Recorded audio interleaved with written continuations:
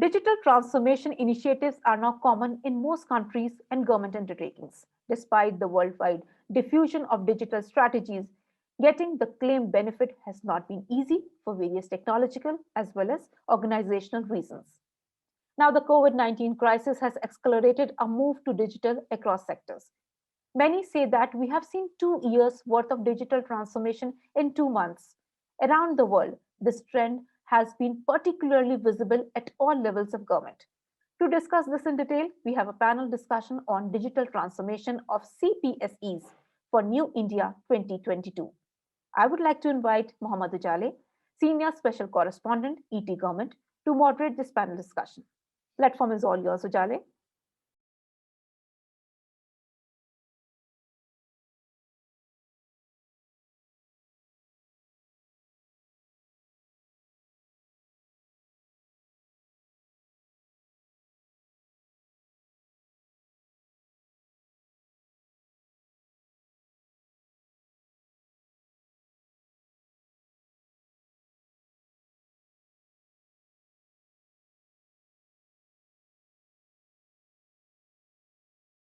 Hello and welcome to ET Government National PSU Virtual Summit. In this special panel discussion focused on digital transformation of central public sector enterprises, we are going to explore the potential of digital transformation for the modernization of PSUs in India and as to how various public sector organizations are using technology to mitigate the challenge of current pandemic.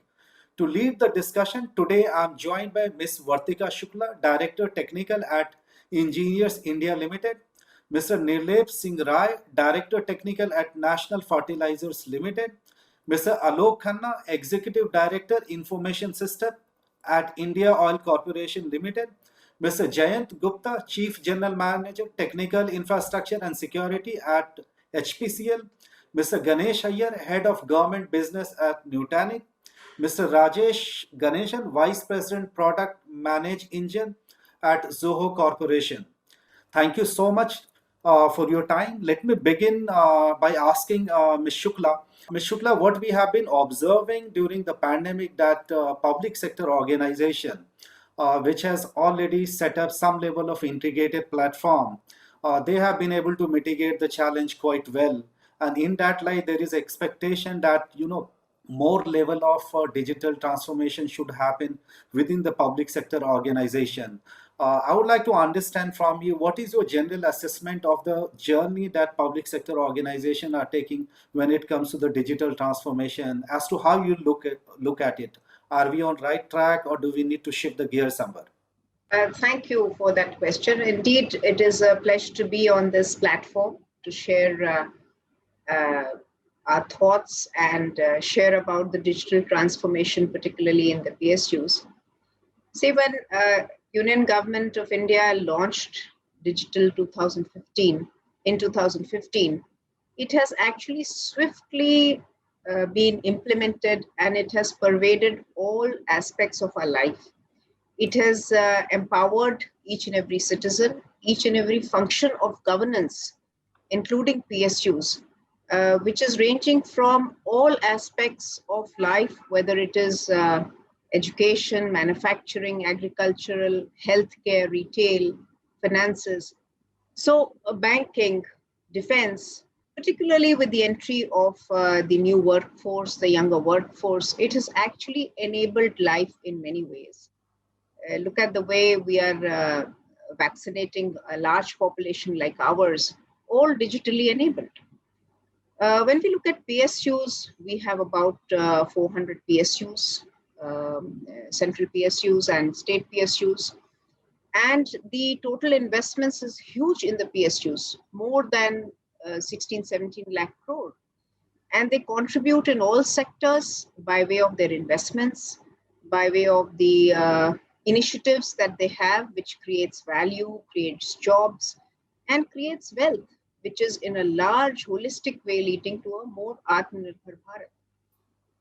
Overall, PSUs have adopted the journey of digital transformation very, very positively. This current pandemic has actually enhanced the pace and the awareness of the impact creation in the functioning of day-to-day functions and in the enterprise value of PSUs has been realized without much resistance, I would say. In usual times, the debates surrounding around work functions which are digitally enabled led to a lot of lag in decision making. Right. But the current situation has actually, in a way, forced or in a way coerced, and the changes are visible, which is leading to harnessing a lot of data which is generated. See, this is also leading to a lot of quick decision making in a lot of PSUs. It is also leading to creation of policy, which is important as we go along. So it is not only, I would say, promoting innovation in business, but it is also empowering society. Absolutely. I'll come back to you, ma'am, again. Now I'll go to Mr. Rai. Mr. Rai, what Ms. Shukla was telling that despite the pandemic challenges, which all the sectors, not only the public sector organization, everybody is facing. But one trend she says that she witnessed, the pace of acceptance to the technology, the pace of decision making over the last 1.5 years has increased because your reliance on technology has gone up and possibly people have become more tech friendly and they are able to experiment with it. I would like to understand from you, based on your organization experience, as to how you look the digital transformation agenda of your organization, and if you could share some of the things that you are doing. Ms. Vartika Shukla has, given us the macro picture of what digital transformation really means and the kind of changes at macro and national level are being brought about, especially under these pressing circumstances of the pandemic. So now I'll just take you a bit closer to the industry's response, in specific NFL's response. So just one example, that we had to do a major modification in our plant at Vijaypur unit, which is the largest running unit of NFL. The experts from foreign could not be arranged. And it was under that situation that we decided that, okay, gentlemen, let's do it on remote advisory. So we took it up with the OEMs. We said that, are you on with remote advisory and you to commission such a huge machine as synthesis compressor? After a little hiccup, they agreed that yes, we are on board and we will help you out in carrying out this modification. And in 1 month's time, we stopped the machine. We did all the machining. We provided all the IT support, put on video cameras, and showed them all the critical readings.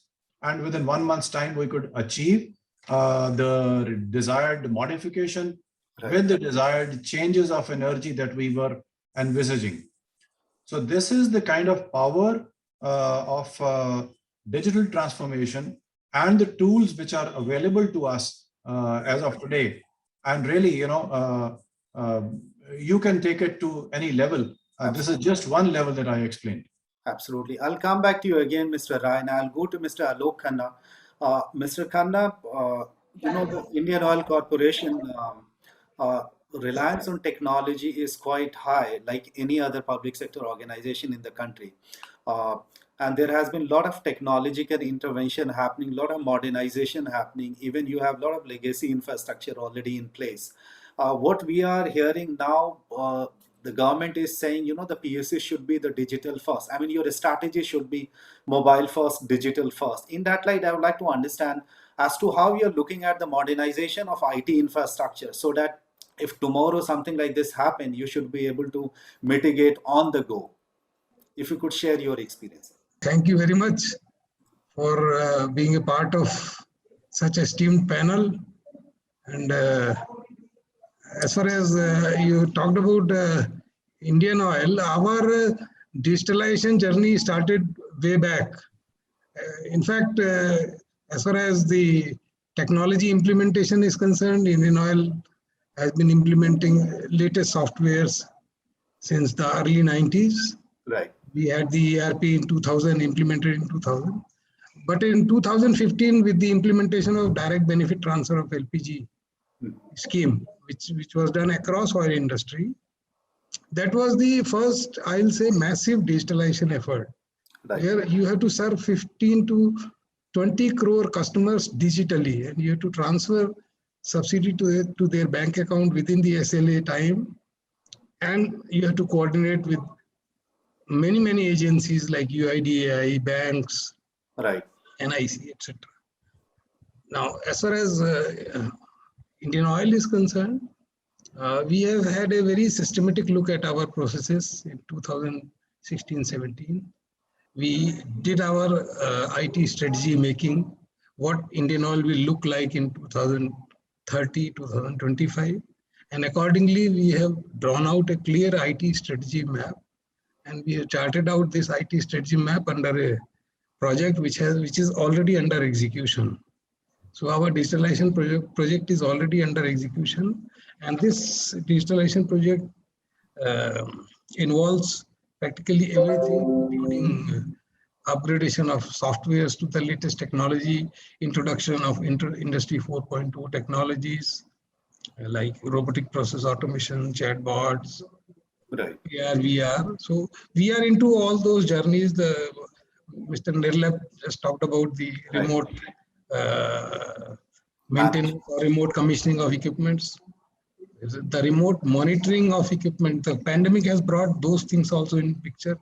That remote monitoring is going to be the standard operating procedure in the Right. years to come. So these are the few things, but Yes. digitalization is very much on our agenda, and Absolutely. we are pursuing that. I'll come back to you again, Mr. Khanna. I'll go to Mr. Jayant Gupta. Mr. Gupta, a couple of our speakers spoke about as to how they look at digital transformation and the kind of work they are doing. What Mr. Khanna was saying that Indian Oil Corporation, like your organization, HPCL, I believe they started this digital transformation journey way back in maybe 10 years back, a decade ago. And that time you had a kind of legacy ERP, which in itself was a huge and is still huge. But now in pandemic time, you are talking about remote management, remote approval, having a highly integrated, a kind of omni-channel experience, even for your internal employee. And then some of the organization are also trying to create a platform where actually they can explore and harness the potential of next generation technology like robotics, AI, machine learning, and to create a high level of predictive analytics. In that light, I would like to understand from you, how do you look at this overall concept of next generation technology for PSU, and what kind of benefit it can offer, and how much data you can actually open for it? Because being a PSU, you have to be a bit cautious about what you are actually putting in public domain. Thanks, Ujjay, for giving me the opportunity. Now, if you really look at it, this COVID time, as my other panelists talked about, has thrown up a huge opportunity. HPCL, like Mr. Khanna talked about, has been in the forefront of technology. HPCL, by way of ESSO, which was the erstwhile company, had the first computer in Asia, which came into India.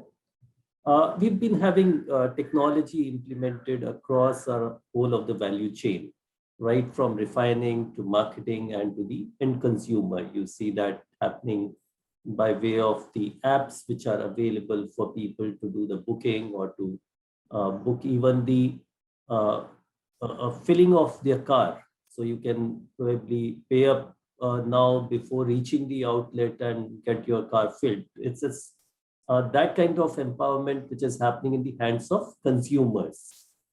So as I was saying, this COVID time has thrown up a huge opportunity where you are necessitated to get into the areas without doing physical work. So you are actually transacting more of it in virtual mode. People have got used to it. The adoption is much, much faster now. And the data which was getting generated in our refining and marketing units, one of the good thing that has happened also is that a lot of technologies are available which make it easy for you to ingest that data. India being a leader, having already a leadership position in information technology, is able to garner it well is able to take it into their tools and is able to generate much more prescriptive or decision-making kind of data, which is helping a lot of organizations like us also to have a good leadership position and help them achieve a competitive position in the market. Right, right. Mr. Ganesh Iyer, I'll come to you now. You heard our panelists talking about the digital transformation, also some of the stuff that they have done over the years, some of the investment they have made already in either in the legacy infrastructure, in some of the modernization also. But you understand that digital transformation to be what it should be, you need to have an underlying IT infrastructure which is able to communicate with different layers from 1 to 3 to 4, whatever layers you have. And that means that you need, most of the organization these days are exploring with cloud technology. Public sector might not be as open, but some of the workload is already going there. And we believe down the line there will be a lot of things will come to the cloud.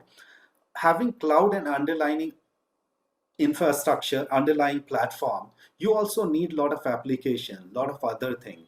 Can you share based on your experience, given the fact that you work with a lot of different organizations across the country, what have been your assessment of digital transformation of public sector, and what are some of the things that you feel that our public sector organization needs to put in place to benefit from the digital transformation journey that they can offer to them?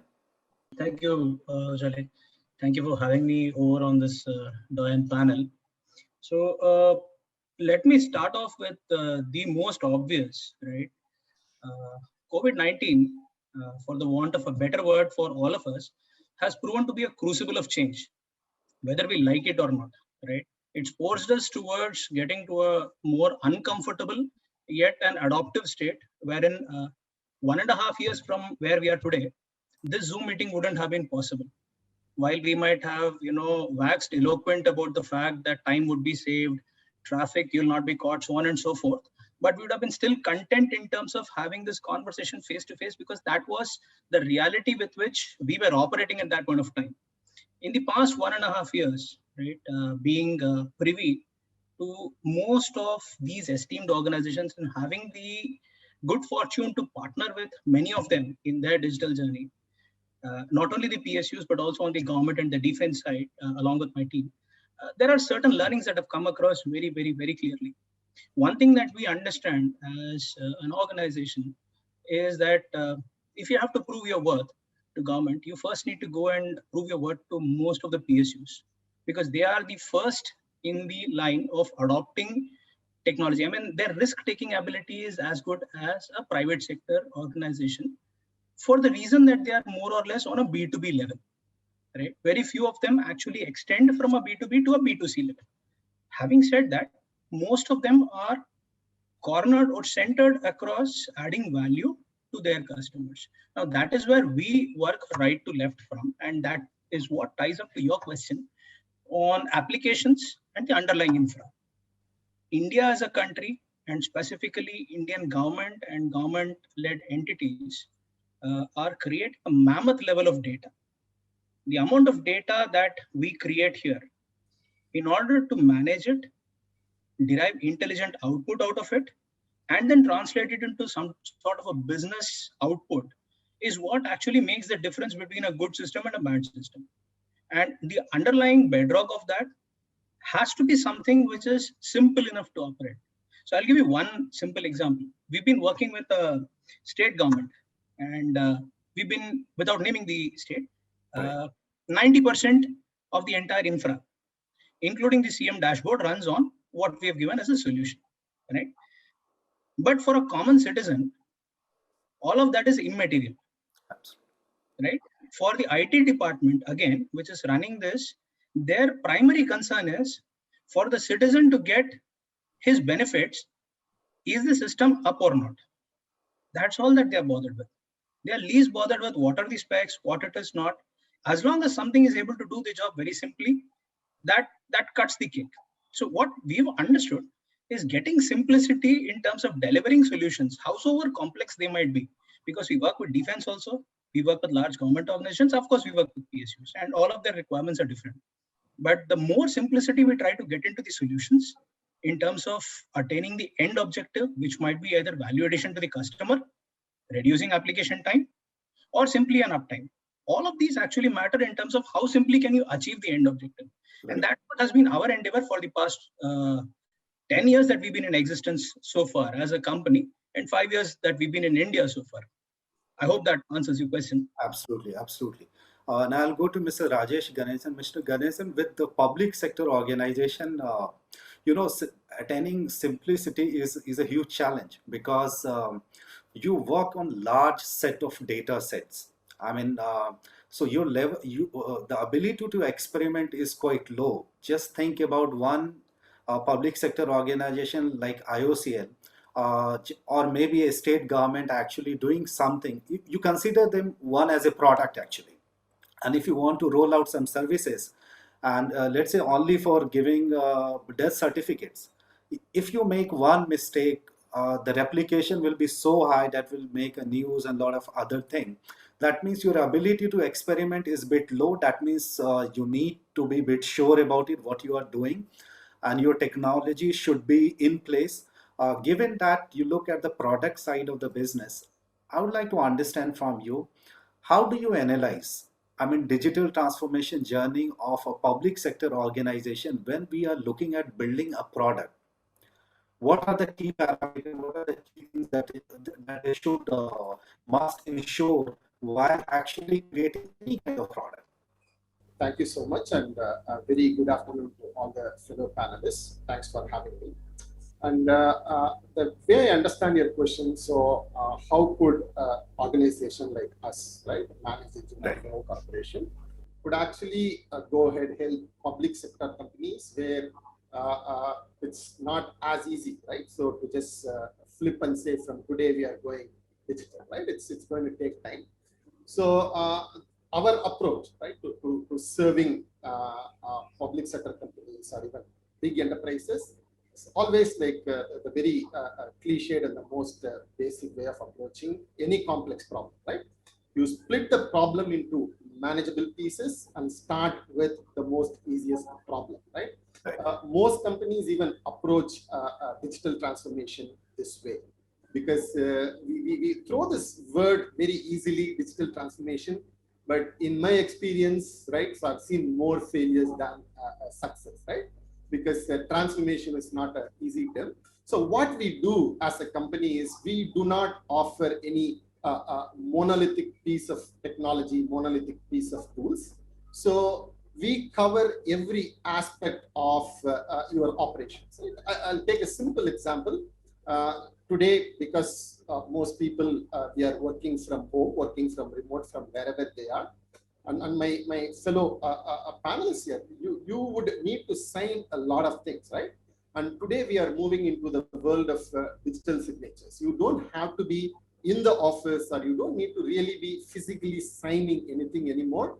So you have means to legally sign, right? Or give your signatures which are legally valid. So we have a digital signature tool that a company can adopt as a standalone tool. And as they move along, so you can add more pieces into the mix, right? Say, for example, how do you do payroll? How do you do customer support? And once you have all these pieces together, we also have what we call as the no-code application platform. Say a company like IOCL, or it could be a public sector bank. And just now, Mr. Iyer talked about creating applications on the fly. And these are costly operations. You need people with expertise. You need people with programming abilities. We are breaking all of that, right? You open a browser. You don't need to know any programming. You'll be able to, in 10 minutes, create and publish an application, right? So these are some of the things we do as a company to help big enterprises, public enterprises. So we don't want to give this one monolithic piece of technology. We let them start small, and as their journey makes progress, they would be able to deploy more tools, contextually integrate, and derive the best value that is possible. Absolutely. So I would say don't start with solving the big problem at once. Absolutely. Take things one by one. Since we already have spoken on the digital transformation, some of the work that you all have done, something that you should be doing. Now I'll go to the second round of question, which these days the word resilient has also become quite prevalent, quite important, given the fact that due to pandemic, we all are actually prioritizing as to what project we should be taking, what investment IT we should be making, because we all have a very limited resource. I mean, earlier you might have a budget for certain thing, but during the pandemic, something has been cut short, and a lot of prioritization happening because of that. And one thing out of that is that whatever we are setting as an organization, it has to be resilient enough. If tomorrow anything like this come, we should be able to mitigate challenge on the go. In that light, Mr. Vartika Shukla, I would like to understand from you, ma'am, what are going to be your organization priorities, let's say down the line in 1.5 year in post-COVID world from the IT perspective? Thank you. In fact, some of the points which are mentioned,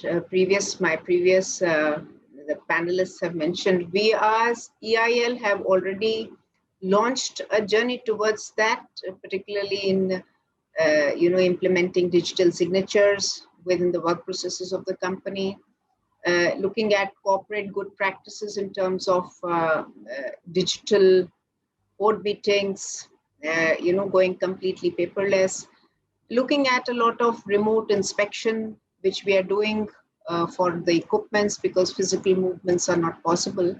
And several of our sites, which are also functioning in terms of project implementation, more than active, about 70 sites. They are also enabled by all these virtual platforms and virtual meetings. So trying to do business as usual with nothing but digital tools. So this has been a great enabler, but as we go along and in the short term, we want to expand this digital base and platform encompassing all horizon of our workflow. A large part of it has already been implemented. Us being a detailed engineering and project implementation company, we have converted almost all of our workflows on web-based platforms. We are also looking at teams who are looking at new technologies of AI, ML, looking at cloud computing, looking at IoT solutions for the industry. Because as we go along, the balance sheets and the profit will be stretched.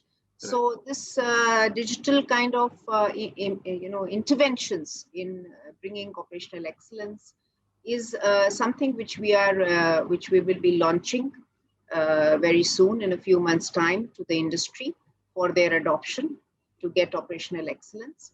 Right. So overall, as a company, not just in our functions, but largely in terms of the services and products that we offer to the industry, we are using a lot of digital, initiatives. Right. Also, there are other very important thing which we are doing is we actually move a lot of payments to the contractors, suppliers, and either on our client's behalf or our own, the nature of work that we undertake.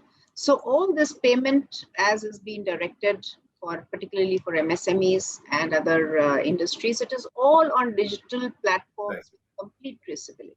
Right. So that's how we see the future, and that's our priorities. Absolutely. Mr. Rai, would you like to share your view as to how you look at the priorities, IT priorities down the line in your organization? Yeah, I guess in an environment of fertilizer industry, which is core manufacturing industry.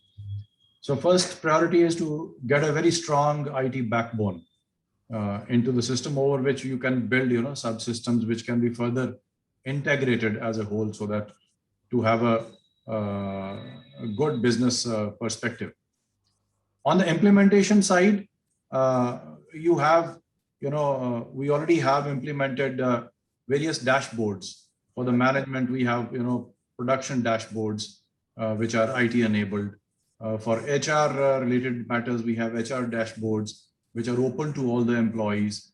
And for our meetings and for our recruitments even, we have used the video conferencing systems.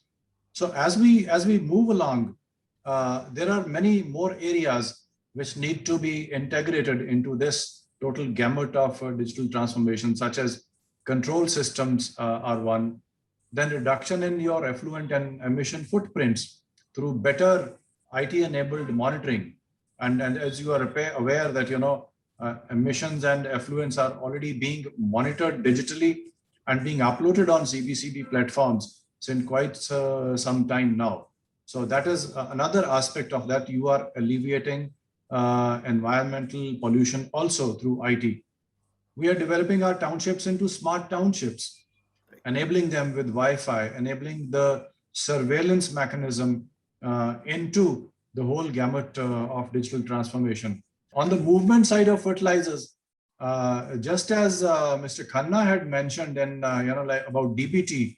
So DBT, as you know, is also now firmly entrenched in the fertilizer scene also.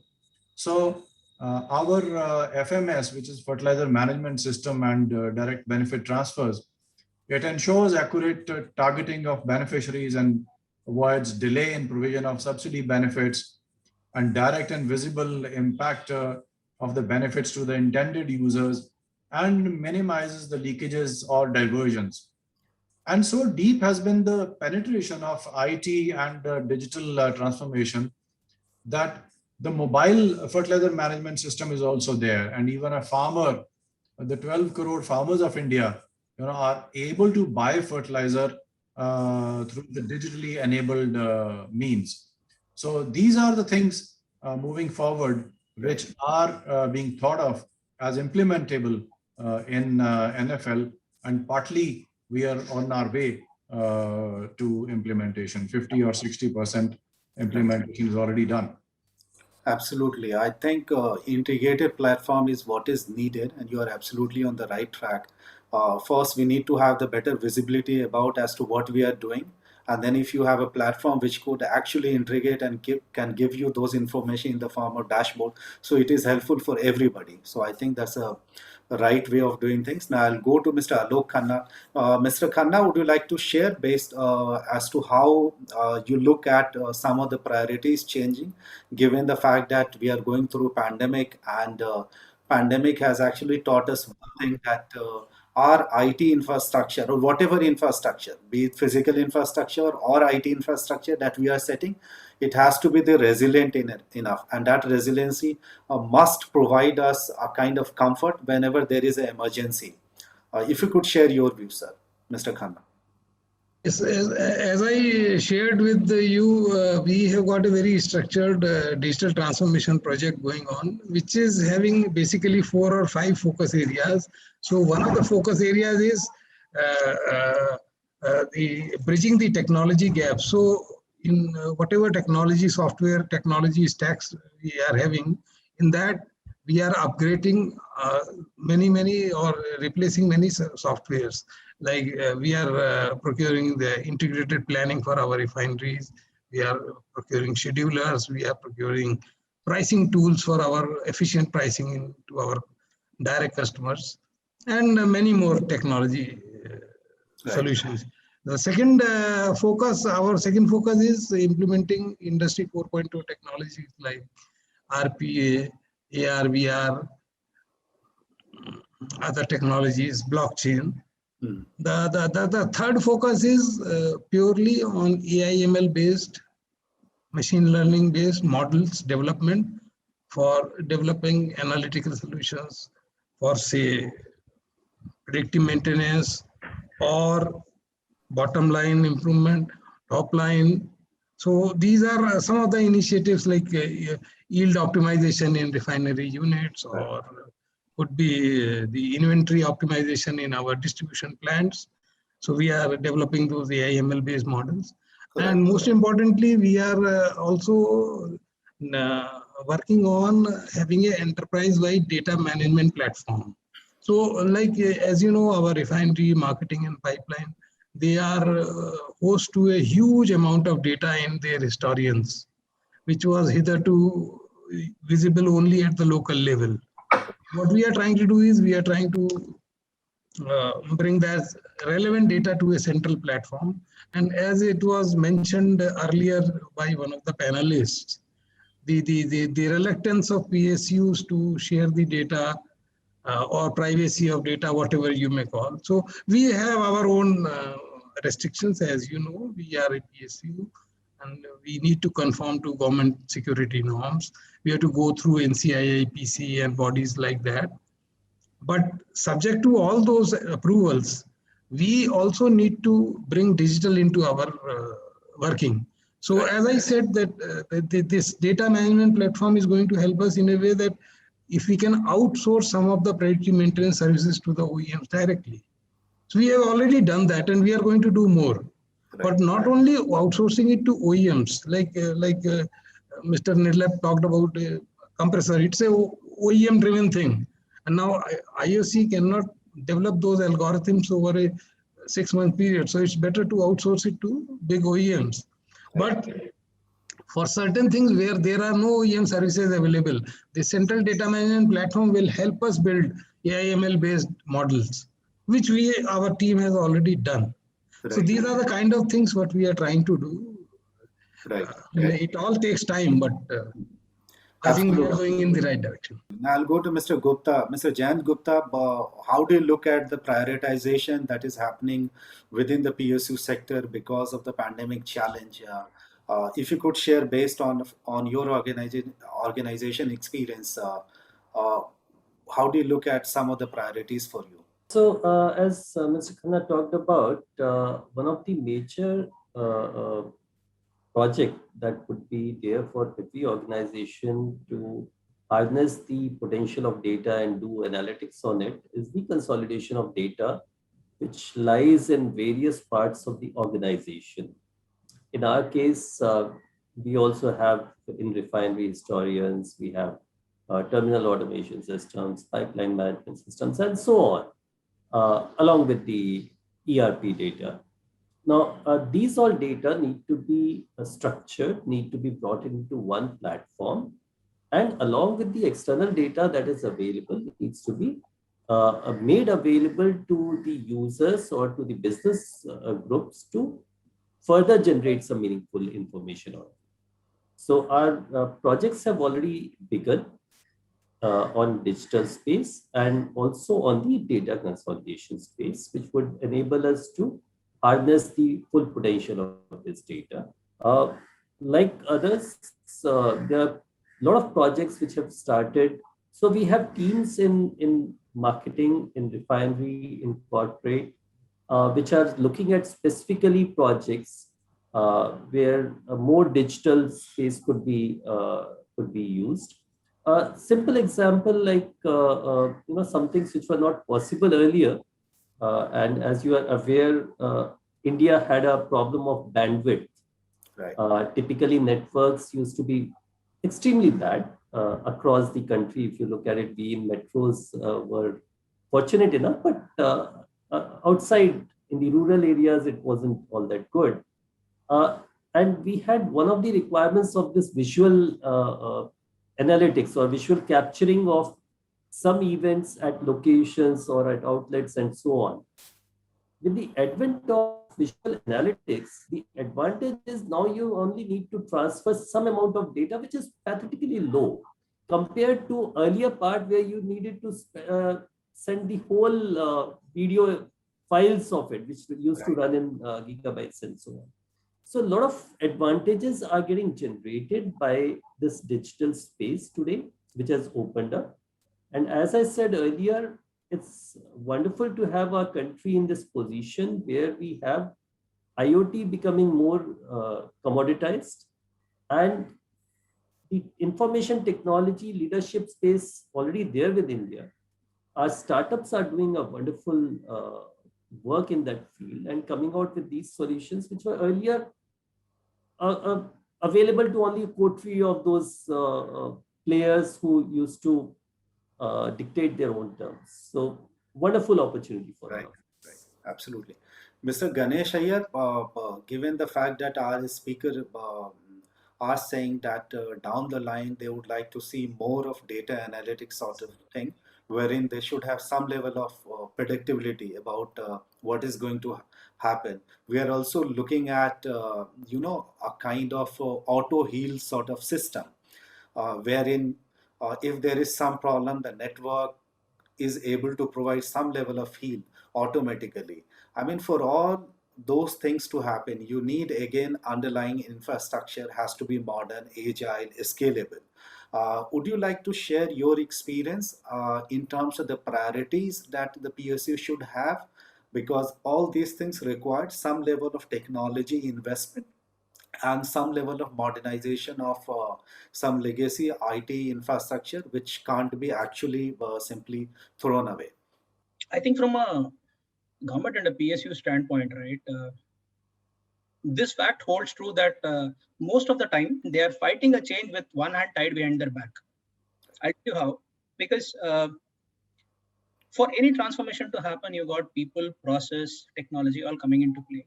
But in government procurements, fundamentally, they need to factor in for transparency to be there across all levels, right?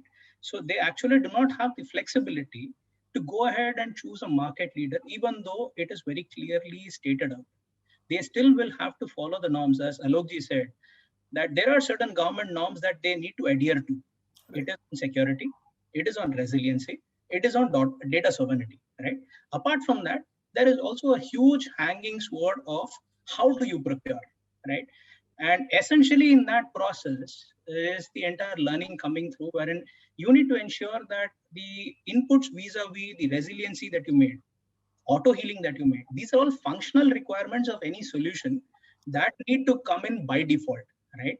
The infrastructure, I mean, infrastructure has to be open.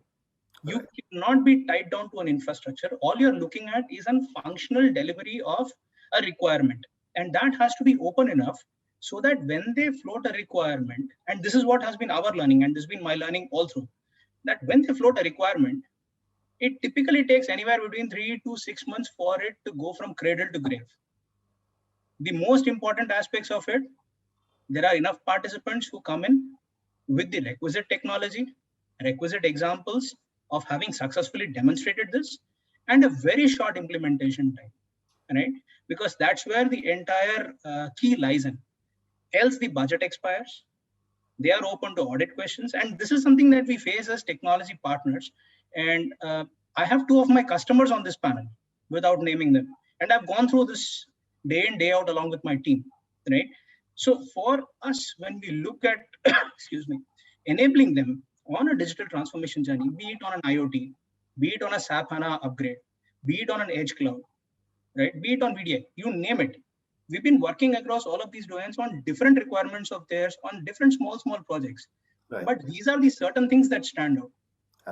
While they address the people, the process part of it, and we as technology partners address the openness of technology, non-lock-in, resiliency, the key always remains, how do you come across to cross over the chasm of a transparency procurement, wherein not only do you end up procuring the right solution at an L1 price, you also ensure that you are able to weed out a lot of arm twisting partners, if I might use that word for a want better word.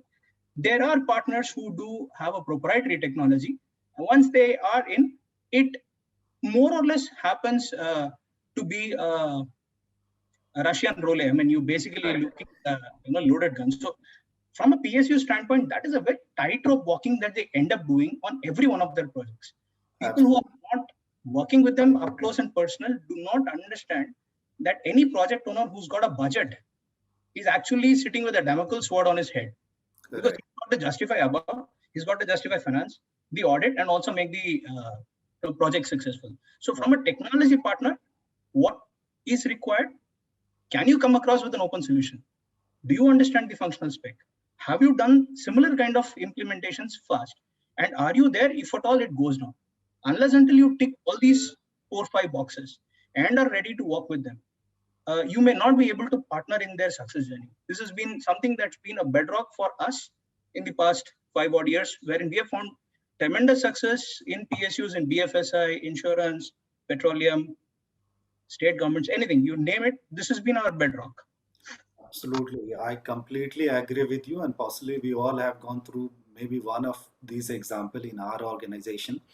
Uh, I'll go to Mr. Rajesh Ganesan now.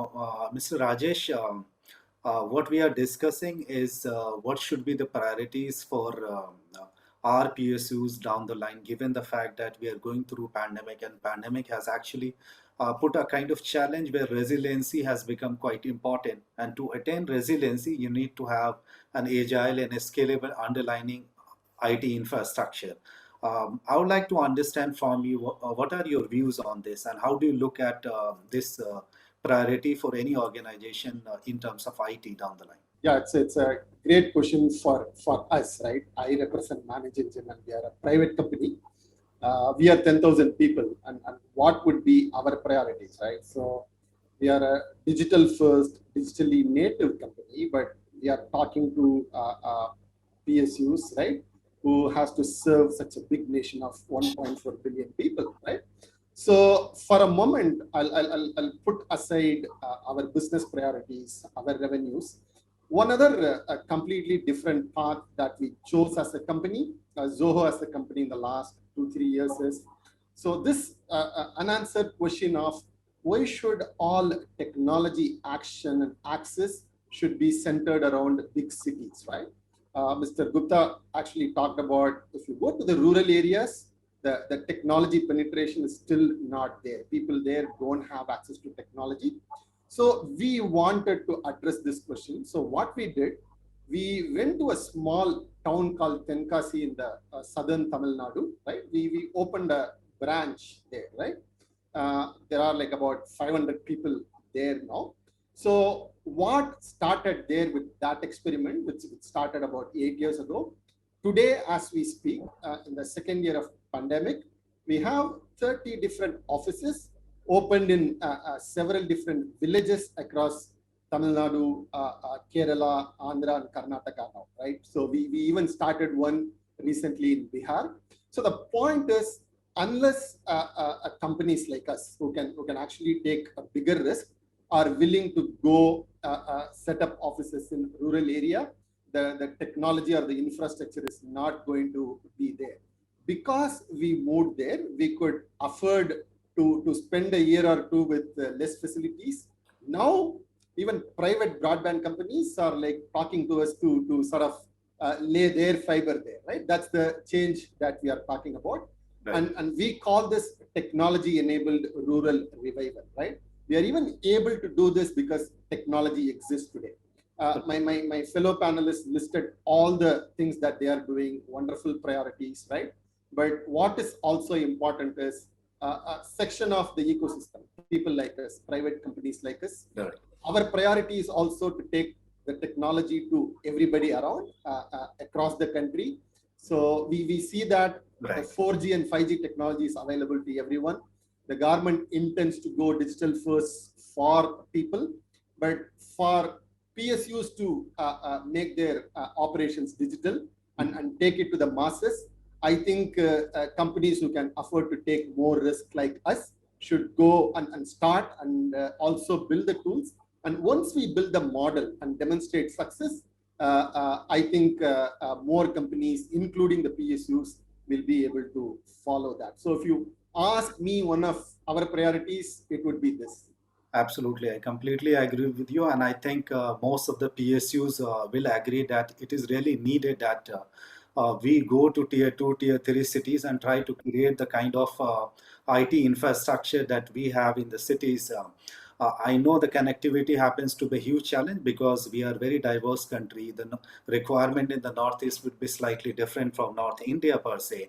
But even the PSUs, for example, IOCL, HPCL, or NFL, and Ms. Vartika Shukla's organization, they all have offices across the India, and they have taken some level of technology with them to different parts of the country.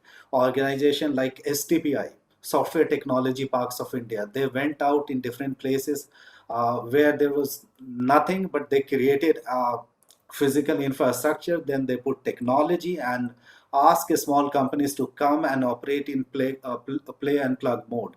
So all those things are happening, and those are quite encouraging. We have already exhausted our time. So on behalf of ET government, thank you, Ms. Vartika Shukla, Mr.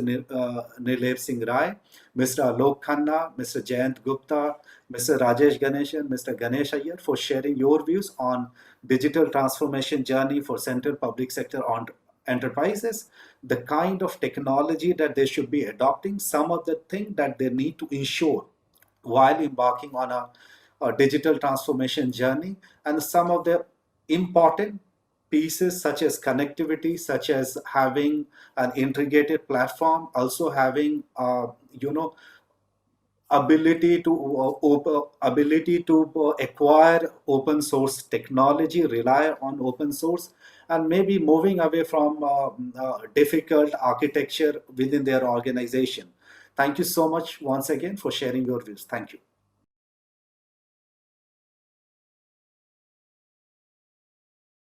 Thank you, panelists, for sharing your deep knowledge and insights. Let's proceed to the next panel discussion. Stay tuned.